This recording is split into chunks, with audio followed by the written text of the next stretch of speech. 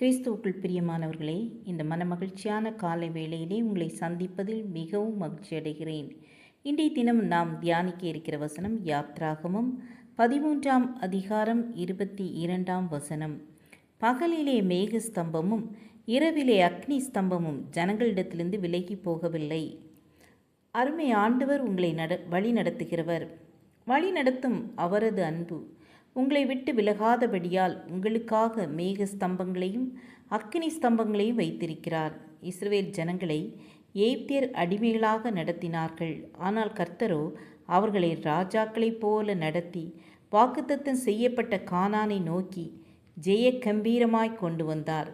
வழியோ வனாந்தரம், பகலில் சுட்டெரிக்கும் வெயில், இரவில் இருளும் குளிரும். வழிநடத்தும் கர்த்தர் மேகத்தை மறைவுக்காக விரித்து இரவை வெளிச்சமாக்குகிறதற்காக அக்கினியையும் தந்தார். அந்த இஸ்ரவேல் அன்று கானானை நோக்கி நடந்தார்கள். ஆனால் ஆவிக்குரிய இஸ்ரவேலராகிய நீங்களோ பரம கானானை நோக்கி, பரம சியோனை நோக்கி வழி நடக்கிறீர்கள். உங்களுக்கு மேகஸ்தம்பம் போல திரளான சாட்சிகள், வாக்குத்தத்தங்கள் கொண்ட வேதம் உங்களுக்குண்டு. மேகம் போன்ற திரளான சாட்சிகள் என்று பவுல் அப்போஸ்தலன் எழுதுகிறார். அக்கினி ஸ்தம்பம் என்பது பரிசுத்த ஆவியானவரை குறிக்கிறது. அக்கினி அபிஷேகத்தை குறிக்கிறது. அக்கினியினாலும் வல்லமையினாலும் உங்களை அபிஷேகிக்கிற ஆவியானவர் உங்களை விட்டு விலகாமல் நித்தியம் வரை வழி நடத்துகிறார். அவர் விலகுவதில்லை.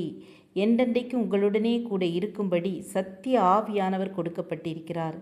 ஆம் என கண்பானவர்களே, ஆவியானவர் உங்களை கடைசி வரை வழி நடத்துவார். ஜெபம் செய்வோம். கிருபையும் இரக்கம் நிறைந்த கர்த்தாவே, பகலிலே மேக ஸ்தம்பமும் இரவிலே அக்கினி ஸ்தம்பமும் எங்களை பாதுகாக்கிறதற்காக உமக்கு நன்றி செலுத்துகிறோம். உம்முடைய கிருபையின் பிரசன்னம் எங்களில் ஒவ்வொருவரையும் சூழ்ந்து கொள்ளட்டும்.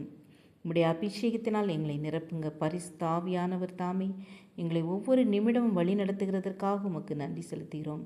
இயேசுவின் நாமத்தில் பிதாவே, ஆமேன் ஆமேன். God bless you.